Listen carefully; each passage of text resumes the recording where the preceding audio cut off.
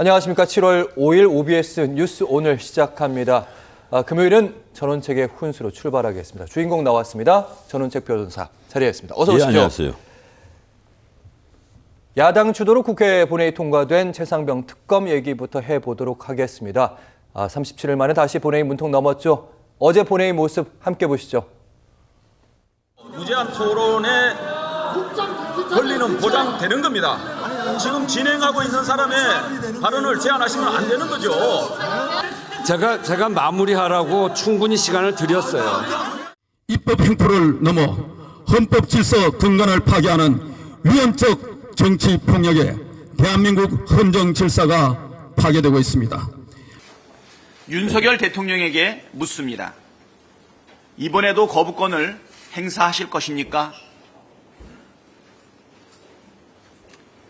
그러지 마십시오.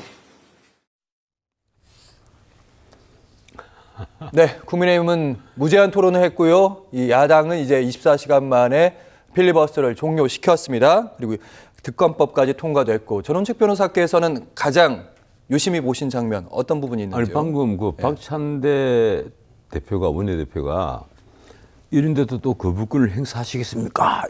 이러지 않습니까? 예. 그런데 한번 생각해 보세요. 지난 21대 국회 제일 마지막에 이 재표결을 해서 폐기를 했던 법안입니다. 그걸 이제 조금 더 악화를 시켜서 이번에 다시 22대 국회 시작을 하자마자 발의를 해가지고 첫 번째 이 법안을 통과를 시킨 거란 말이에요. 예. 그런데 이거 거부권 행사하는 거 당연한데 왜 했겠습니까? 내가 거꾸로 박찬대 대표에게 묻고 싶어요. 그러면 거부권 행사하는 게 눈에 뻔히 보이는데 왜 하셨습니까? 그것도 첫 번째 법안으로 온갖 민생 법안 다 내팽개쳐 놓고 이 고물가 고금리 시대에 서민들은 지금 죽겠다고 아우성인데 그 민생 법안 다 팽개쳐 놓고 어떻게 이런 정략적 법안을 특검 법안을 왜 그러면 거부권 행사할 줄 뻔히 알면서 왜 이렇게 무리하게 통과를 시키느냐? 예. 뻔하지 않습니까?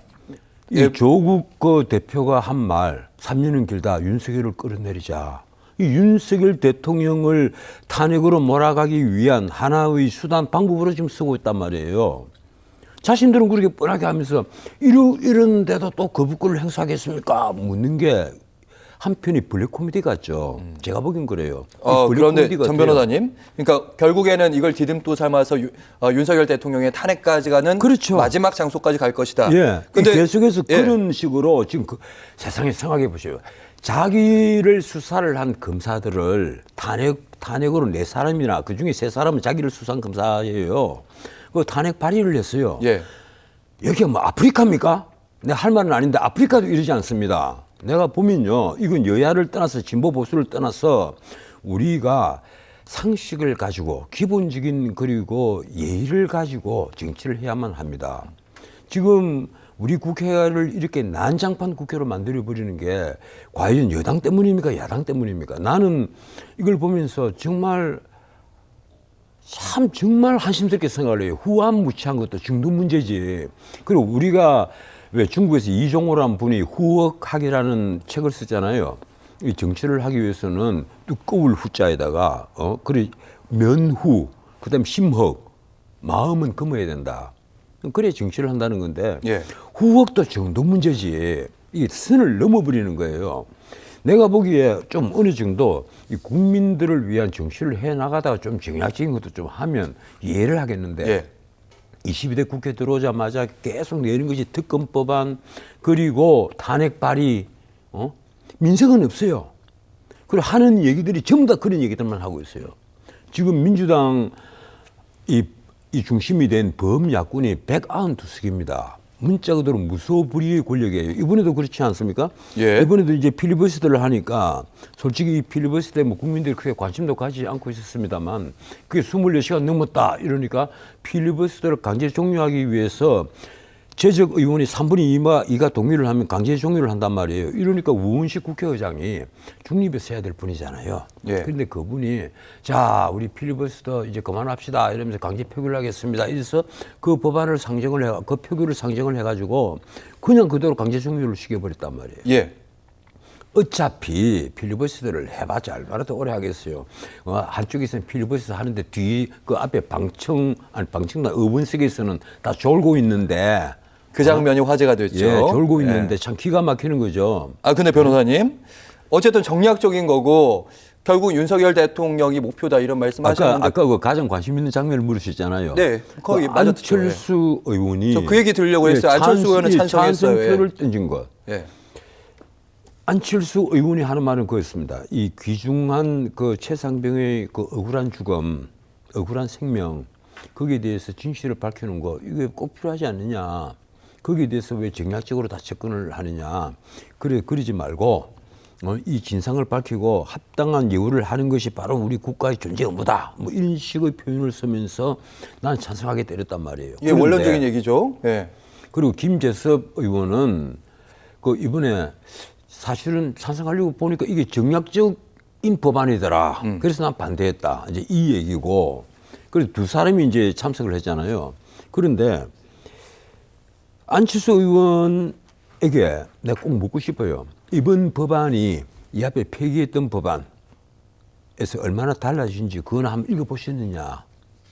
이번에 이 그 최상병 특검법 법안 자체를 한번 읽어보기는 했느냐. 읽어봤겠죠. 예. 설마요. 안 읽어봤다는데 나는 뭐든지 걸겠습니다. 사실 안철수는 예. 읽지 않았다.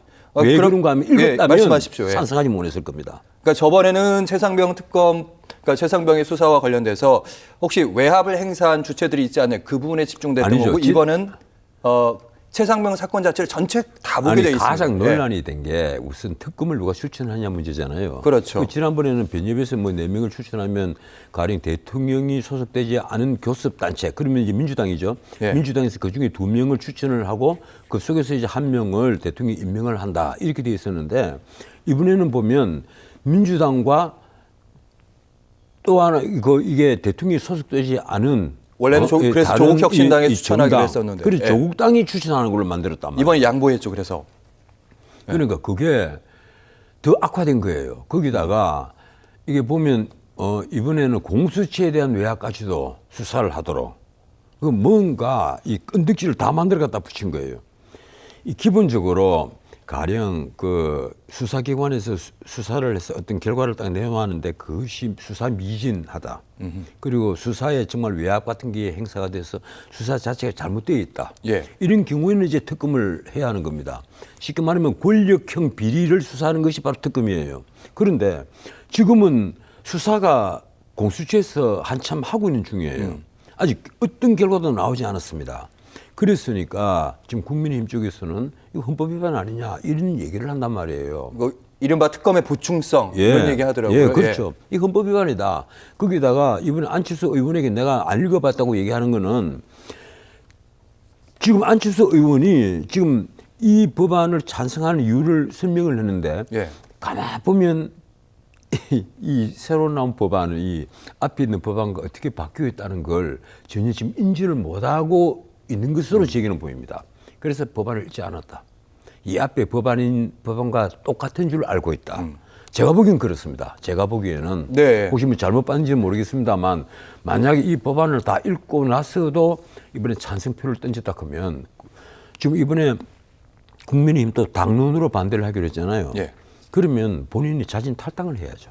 사실 안철수 의원 입장에서는 이제 국민의힘이 변화해야 된다, 쇄신해야 된다 이런 입장을 아니 갖고 있고 본인이 국민 난 따라가야 탈당해야 된다 된다고 이 얘기 생각을 해요. 소신 본인이 아닐까요? 원래 예. 이 정치판에 출발을 할 때 새 정치 한다면서 물론 뭐 새 정치를 본인은 보여줬다고 생각하는지 모르겠지만 제가 보기로는 새 정치를 난 본 적은 없습니다. 본인이 민주당에서 출발을 해서 그 다음에 탈당과 창당을 반복을 하다가 결국은 다시 국민의힘에 들어왔잖아요. 나는 이런 것이 새 정치라고는 생각하지 않습니다. 어떻든 난 본인의 그 정치를 하는 데 있어서 궁극적으로 지향하는 지향점이 뭔지를 저는 모르고 있어요. 아, 이럴 바에는 탈당하는 게 낫다. 네, 그래서. 안철수의 생각이라는 책도 내가 그 예. 대담집인데 다 읽어봤지만은 도대체 안철수는 어떤 정치를 생각하고 있는 것인가? 제가 보기로는 도저히 종잡을 수가 없습니다. 또 그분이 정치 철학이 뭔지도 모르고 그분의 중요한 그 정책의 문제도 모릅니다. 아직까지 중요한 정책을 제대로 내놓은 것이 없으니까. 그래서 사실은 국민의힘 내부에서도 응분의 책임을 져야 되는 거 아니냐 이런 얘기도 좀 나오고 아니 있거든요. 이런 정도 같으면요. 예. 다른 의원들은 노텐더 홀에 모여서 이 106명이 전부 다 으쌰으쌰 하면서 시위를 하고 그리고 민주당에다 울분을 토로를 하고 있습니다. 피켓팅을 하고 있는데 그런데 김재섭과 그 안철수 두 사람은 참석을 했는데 그래도 김재섭은 반대를 했습니다만 안철수는 당당하게 찬성을 했어요. 난 그러면 본인에게 묻고 싶어요. 도대체 법안을 읽어봤느냐? 읽어보고 지금 찬성한 것이냐? 읽어보고도 찬성했다면 탈당을 하는 것이 정직한 것이다. 만약에 알면서 예. 했다면 탈당이 맞다. 예, 예. 당론에 어긋나게 그렇게 행동을 하는데 그 명분조차도 없다고 보이기 때문에 알겠습니다. 당연히 탈당을 해야죠. 알겠습니다. 이 얘기를 바로 사실은 국민의힘에 남아 있었던 의원들 얘기하면서 자연스럽게 이 얘기를 들을 수밖에 없는데 어쨌든 거부권 행사될 것이고 다시 돌아오면 아니 지금 민주당이요. 네. 이 특검법안을 내놓은 것이 특검하자는 게 아니에요. 윤석열을 끌어내리기 위한 명분을 만들기 위한 그 예. 쉽게 말하면 어떻게 이게 내 이런 표현을 쓰면 좀 그렇습니다만 명분을 만들기 위한 수작에 불과하단 말이에요. 그렇다면 그런데 동조를 한 안철수 의원 같으면 본인이 탈당을 하는 것이 원안이죠. 알겠습니다. 그 얘기는 여기까지 듣도록 하겠고 다시 돌아오면 이제 다시 표결하게 된단 말이죠. 그러면 아까 안철수 의원을 상수로 본다면 이제 7표가 남은 거잖아요. 그렇죠. 그러면 이제 한동훈 후보 쪽에서 이제 제3자 특검법도 얘기하면서 예, 그게 문제예요. 예, 그거 하면서 네. 민주당도 안 할 것 같이 하면서 그래 한번 접점을 잡아볼까 이럴 수도 있는 거거든요. 지금 예. 이 최상병 일주기에 재표결 일정을 비슷하게 좀 맞춰가고 있단 말이에요. 그래서 그렇죠. 사실은 국민의힘도 상당히 부담감을 느낍니다. 그 최상병의 그 죽음에 대해서 가령 그 안타깝게 생각하지 않은 사람이 누가 있겠습니까? 이러니까 국민의힘도 그 점에 대해서 엄청난 부담감을 갖고 있는 거예요. 예. 그런데 또 한편으로 우리가 생각해 보십시오. 최상병의 그 억울한 죽음에 대해서는 억울한 죽음 이렇게 외치면서 가령 저 12사단에서 훈련병이 군기훈련. 차리를 하다가 예. 30km 완전 군장을 메고 뛰다가 죽었잖아요. 건강한 남자도 완전 군장을 메고 연맹장을 200m 연맹장을 한 바퀴를 잘 못 돕니다. 그 굉장히 위험한 거예요. 나는 군대 생활 오래 해봤기 때문에 잘 압니다. 완전 군장 무게가 30kg이 넘어요. 예. 가령 비가 오고 하면 빗물이 들어가면 담요에 섬이 되면요 40kg, 50kg가 되어버립니다. 예. 그런데 그런 군장을 메고 신병의 체력도 모르는데 뛰도록 했다? 근데 거기는 왜 특검하지 않습니까? 그것이야말로 정말 억울한 죽음인데 도대체 우리나라 신병 교육대에서 훈련병의 그 훈련병을 교육시키는 그 매뉴얼이 어떻게 돼가 있게 이런 일이 벌어지느냐? 이야말로 특검을 해야 되고 아니 이왕이면 피의자를 육군참모총장을 만들어야죠. 네. 이런 식으로 하면 육군참모총장을 당연히 피의자로 해야죠. 예. 사실은 그 신병 부분은 교육대 예. 매뉴얼에 대한 최종적인 책임은 육군참모총장이 갖고 있습니다. 예. 사실은 군사경찰에서 혐의자 딱 적시해가지고 경찰로 넘겼고 지금 이제 경찰 수사가 진행 중이라서 그런데 어쨌든 이 추천권에 그런데 대해서는 어떻게 지금 생각하십니까? 12사단의 훈련병 사건에 대해서는 아무도 특검 얘기하지 않습니다. 내가 보기에는 정말 억울한 죽음인데 예? 그런데 이 예. 최상 죽음 억울하죠. 이게 부모가 생각하면 정말 하늘이 캄캄하죠. 하늘이 무너지는 거죠. 그런데 여기에 대해서 가령 사단장이 책임져야 된다. 그러면 지금까지 저도 군생활 오래 했습니다만 그런 전례가 없습니다. 이 직권 그 바로 상관 당연히 책임을 져야 됩니다. 그런데 그 위에 차차 상위 아마 사단장은 차차차 상위가 될 거예요. 예. 거기는 사단장까지 책임을 져라. 전 변호사님 저희가 예. 그 얘기까지 가면 많은 얘기를 해야 되기 때문에 예. 그 어쨌든 중재안들이 나오고 있습니다. 예. 그리고 한동훈 이제 후보도 재미가 있는 그렇고 그 얘기를 좀 해주시죠. 한동훈 예. 위원장이 그런 얘기하잖아요. 자, 우리가 특검을 이 중간 성격을 가진 그 객관적 그 판단할 수 있는 그런 사람을 이 특검으로 하자. 대법원장. 예. 예. 대법원장이라든가 뭐 아니면 또 변협에 추천한다라든가 그건 천하람안이라고 하더라고요. 예. 이런 사람들을 특검으로 하면 나는 좋다. 한동훈 위원장의 아이디어입니다. 예. 자, 그러면 지금 국민의힘의 전당대회 7.23 전당대회를 앞두고 한동훈 파가 최대 다수예요. 그러면 이게 재표결을 할 때 만약에 민주당이 자 특검을 우리가 이런 식으로 바꾸는 중재안을 만들겠다. 이러면 왕창 넘어갈 가능성이 있지 않느냐. 예. 지금 국민의힘에서는 이제 그런 문제가 있는 겁니다. 그래서 앞으로 이 문제는 과연 한동훈이 어떤 중재안이 또 다른 빈수를 만들어낼 것인가 하는 문제가 있습니다. 예. 그건 이제 지켜볼 문제인데 너무 예. 말을 아끼시는 거 아니에요? 여기에 대해서 제가 보기로는요. 예. 한동훈 위원장도 이번 이 문제는 조금 조심스럽게 접근을 해야 될 겁니다. 왜 그런가 하면 민주당이 원래 이 문제를 정략적으로 만들어낸 하나의 뭐 퍼포먼스라고 해야 됩니까? 이걸 가령 특검이 될 거라고 믿고 지금 특검안을 발의를 하고 통과를 시킨 게 아니란 말이에요. 예. 당연히 윤 대통령은 거부권을 행사할 것이고 그럼 이걸 기재로 해서 우리는 또 다른 공격의 어떤 루트를 개척할 수가 있다. 이것이 바로 민주당이 노리는 것이거든요. 지금 뭔가 하면 이재명 대표에 대해서 가령 공직선거법 그 선고일자도 지금 다가왔죠. 예. 거기에다가 수원지법에서 상방울 대북 송금 사건으로 이 추가 기소가 된 것. 이거는 앞에 이화영에 대한 재판이 다 끝나가 있고 그게 모두 증거가 다 언제든지 쓸 수 있기 때문에 그 재판은 굉장히 일찍 끝날 가능성이 있습니다. 거기다가 이화영이 징역 9년 6개월을 받았잖아요. 예. 지금 그런데 그 사건 판결문을 보면 이재명 대표가 일종의 몸통이란 말이에요. 뭐 몸통이라는 표현은 없습니다만은 그러면 이재명 대표에게 그거보다 낮은 형이 선고될 가능성은 우리 법조인의 시각으로 보면요. 그건 굉장히 희박합니다. 그래서 사실은 이재명으로서는 절체절명의 지금 시간에 와 있는 거예요. 이러니까 할 수 있는 건 다 하는 겁니다. 수사한 검사들을 전부 다 탄핵에 갖다 붙이고 그리고 가령 이번 최상병 특검도 최상병 예, 특검에다 거부권 행사를 곧 예상하면서 이제 김건희 특검 또 시작하겠죠. 알겠습니다. 할 수 있는 건 지금 다 하는 거예요. 알겠습니다. 모든 공격 방법을 동원해서 완전히 전쟁을 벌이자. 지금 알겠습니다. 그 방법밖에 없는 거니까. 예, 알겠습니다. 이 얘기는 저희 여기까지 하고 어차피 계속해서 이어질 문제라서 예. 계속하도록 하겠습니다. 여론조사 결과를 좀 보고 하시죠. 한국갤럽의 여론조사 결과 대통령 직무수행 평가는 26%, 7월 2일부터 4일까지 했고요. 표본 오차는 플러스 마이너스 3.1%, 정당 지지도도 살펴보도록 하겠습니다. 사실은 대통령 지지율도 계속 횡보하고 있어서요. 주요 정당 지지도 국민의힘이 33, 민주당 29, 조국혁신당 9, 개혁신당 4, 무당층이 조금씩 늘고 있고요. 3개월째 대통령의 지지율은 횡보를 보이고 있고, 뭐 국민의힘도 그렇고 민주당도 그렇고 오차범위 내에서 왔다 갔다 하는데.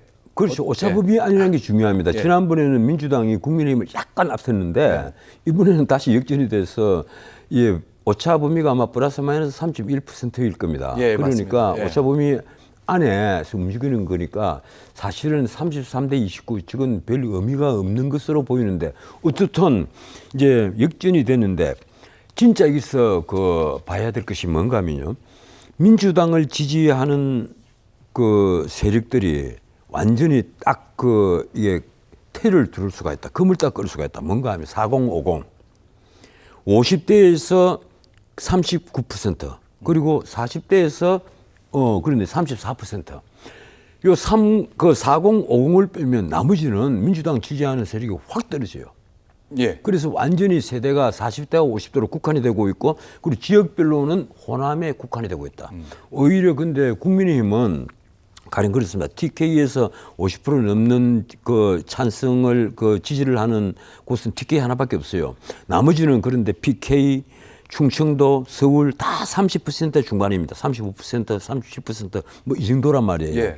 그러니까 오히려 국민의힘은 균질하게 지지를 받고 있어요. 전국 정당처럼. 예. 전국 정당처럼 호남만 빼고 균질하게 이제 받고 있고 그리고 10대, 20대, 30대 그리고 60대, 70대 이런 지지도 40, 50만 빼면 균질하게 지지를 받고 있단 말이에요. 물론 60, 70이 지지도가 훨씬 높습니다.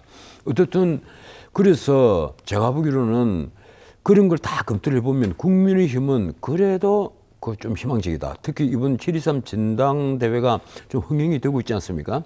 일단 4명이 되고 있고 물론 결선 투표로 가서 한동훈이냐 반한동훈이냐 뭐 이런 볼거리가 또 있단 말이에요. 그런데 민주당은 4050으로 국한이 돼가 있고 호남으로 딱 국한이 돼가 있는 데다가 이번 전당대회만 하더라도 8.18 전당대회가 이재명 대표 아직도 출마 선언을 못 합니다. 왜 그런가 하면 누가 다른 사람 나오는 게 없냐. 나와줘야죠. 김두관 전 의원이 나오겠다 이러는데 또 일부에서 김두관 넌 왜 나와?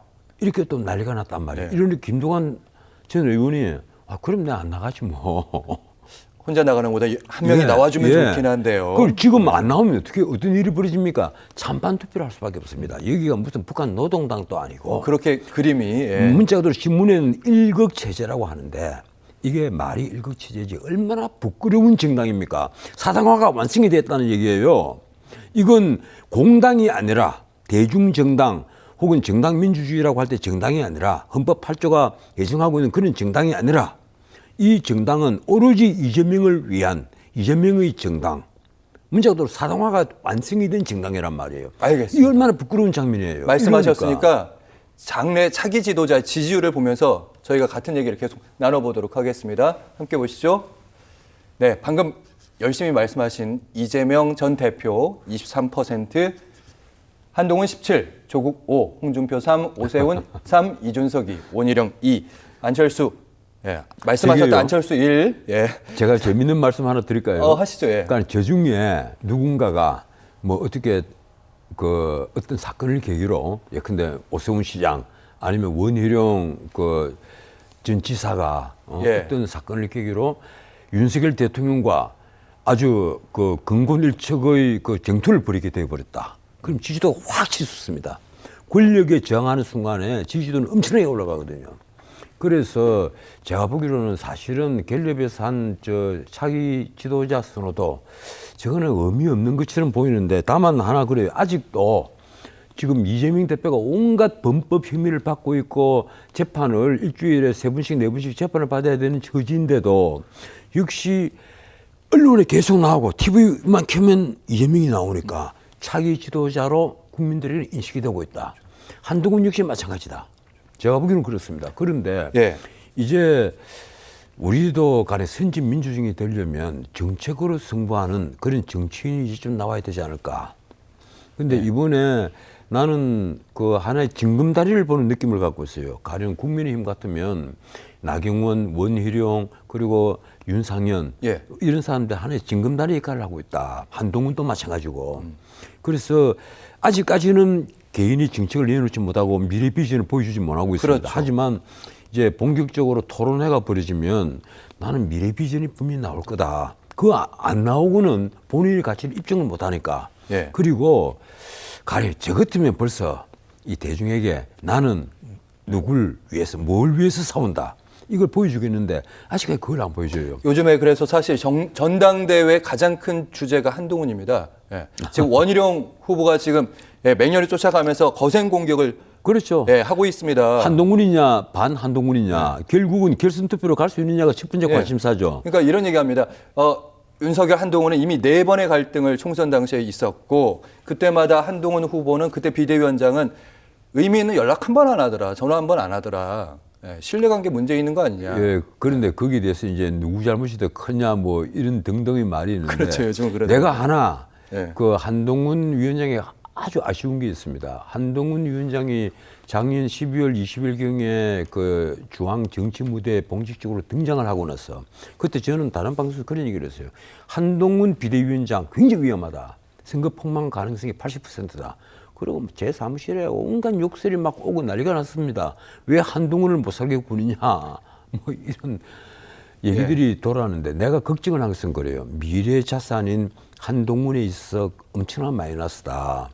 본인이 지금 정치 초년병인데 이 총선을 전부 다 책임을 지고 공천을 책임지고 모든 선거의 승패를 책임지는 이 자리에 왜 올라가려 하느냐.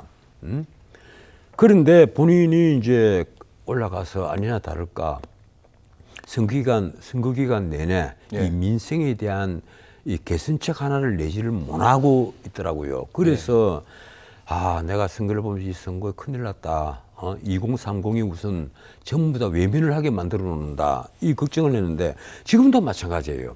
내가 한동훈 위원장을 보면서 늘 안타깝게 생각하는 것이 본인이 일종의 셀럽을 즐기는 건 좋습니다. 내가 유명 인사가 됐다. 뭐 보면 카메라 셀카. 사진 찍고 예. 하는 건 좋은데 그 이전에 내가 대한민국을 위해서 나를 어떻게 희생을 하겠다 하는 그 희생 정신, 소명 의식을 국민들에게 보여줘야 되는데 그 예. 수많은 기회에도 그걸 못 보여주고 있단 말이에요. 정 변호사님, 저희 시간이 없기 때문에 요 질문은 예. 꼭 오늘 가장 큰 뉴스가 사실 이 뉴스라서 흔히 말하면 지난 총선에서 김건희 여사가 한동훈 당시 비대위원장에 문자를 보냈다는 거예요.